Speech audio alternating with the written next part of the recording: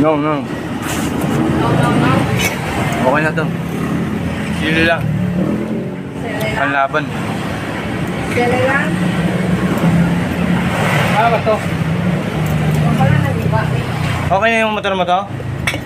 Anong problema nun? Baka sa rectifier lang yun. Hindi. Grounded yun. Mandar na naman eh. Palitan ng ano yun, harness.